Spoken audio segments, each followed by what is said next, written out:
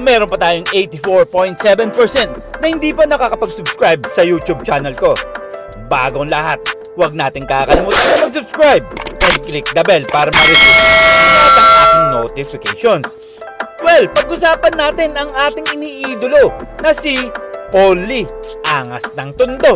Well, nagkakaroon na ng edad pero balak pa rin na ma-trade ng Magnolia Hotshots. Well, mga parkoy, matagal na ang usap-usapan yan na si Paulie nga posibleng matrade nga sa ibang koponan na katulad nga ng Northport. May naglalabas ng balita na si Paulie nga may trade nga daw kay Robert Bolick.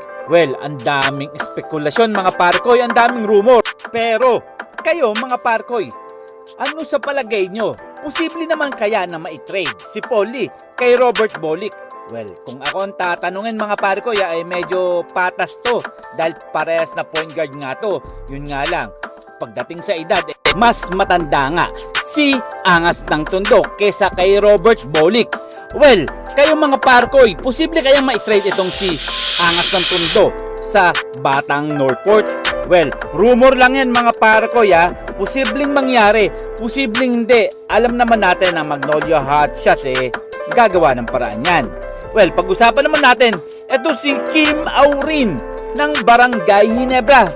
Maraming ang hindi nakakaalam na si Kim Aurin nga posible nang malipat sa TNT Katropa at pipirma na rin doon. Well, siguro maraming nagtatanong bakit kailangan i-trade itong si Kim Aurin. Nakuha na nga ng Barangay Ginebra at napakabata pa nga nito at may laro sa labas at loob.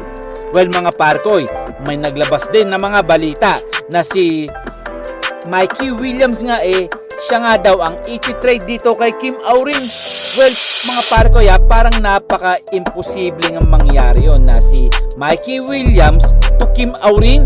Well, hintay-hintay tayo mga parkoy. Posibleng mangyari yan sa Barangay Ginebra pati na rin sa TNT Katropa.